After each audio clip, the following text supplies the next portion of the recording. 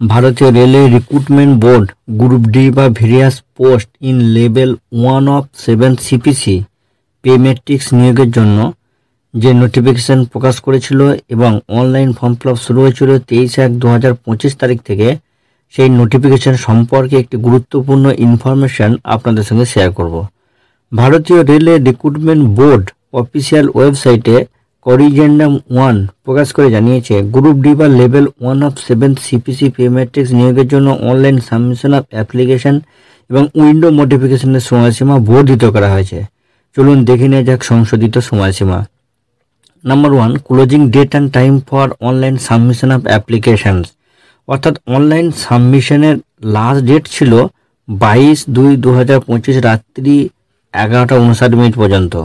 সেটা এখন বেড়ে হয়েছে 1/3/2025 রাত্রি 11:59 পর্যন্ত। অর্থাৎ closing date of online application 1/3/2025 রাত্রি 11:59। Number 2, closing date and time for application fee payment after closing date for online submission of application, that is 1/3/2025 রাত্রি 11:59। অর্থাৎ অনলাইন অ্যাপ্লিকেশনের লাস্ট ডেটের পর ফি পেমেন্ট করার তারিখ আগে ছিল 24/2/2025 রাত্রি 11:59 পর্যন্ত। এখন সেই তারিখ বেড়ে হয়েছে 3/3/2025 রাত্রি 11:59 পর্যন্ত। Number 3, date and time for modification window for correction in application form with payment of modification ফি।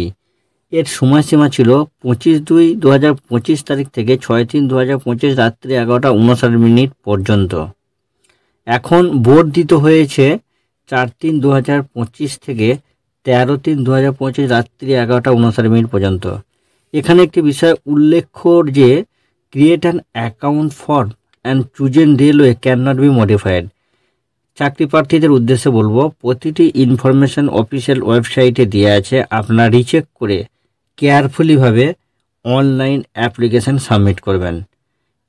এরকম তথ্যবহুল ভিডিও পেতে অবশ্যই চ্যানেলটি সাবস্ক্রাইব করে বেল আইকন প্রেস করে অল নোটিফিকেশান অন করে রাখুন। সকলেই ভালো থাকুন, সুস্থ থাকুন, ধন্যবাদ।